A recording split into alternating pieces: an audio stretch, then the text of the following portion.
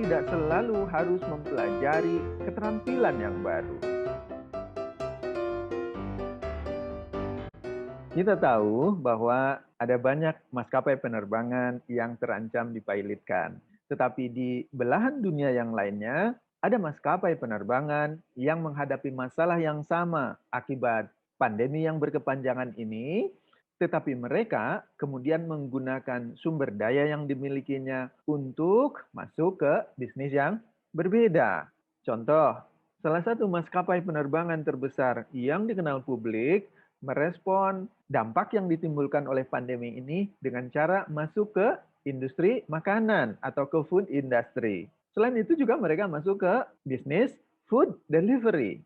Jadi mereka masuk ke food industry dan masuk ke food delivery industry. Untuk masuk ke dua industri yang berbeda itu, mereka tidak perlu mempelajari skill yang baru. Kenapa demikian? Karena maskapai penerbangan besar pada umumnya memiliki divisi yang menyediakan catering sendiri selama ini. Betul ya? Jadi dalam setiap penerbangan, catering yang disajikan di dalam penerbangan itu diproduksi dan dikelola oleh anak perusahaan atau divisi yang ada di perusahaan mereka sendiri. Dan bisnis penerbangan itu kan pada dasarnya memindahkan orang atau benda tertentu dari satu tempat menuju ke tempat yang lainnya. Jadi itu prinsipnya sama, delivery dari satu tempat ke tempat yang lain. Maka ketika mereka masuk ke bisnis makanan dan masuk ke bisnis pengantaran makanan itu, tidak diperlukan skill yang baru. Sebab pada dasarnya skillnya sama saja, yaitu food dan delivery. Maka kemudian mereka masuk ke dua bisnis itu.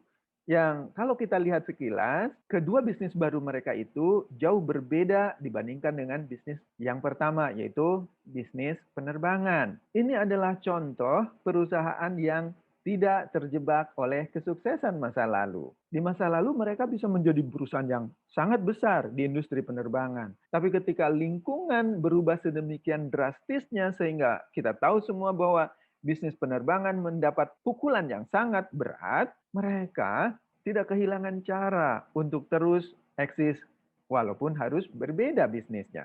Berbeda dengan perusahaan-perusahaan penerbangan yang terjebak oleh kesuksesan di masa lalu. Ketika pandemi muncul, mereka tidak bisa berbuat apa-apa karena kesuksesan di masa lalu itu menjebak mereka sehingga tidak bisa bergerak lagi. Jadi teman-teman sekalian, untuk keluar dari sukses trap itu, kita tidak selalu harus mempelajari ilmu dan keterampilan yang baru.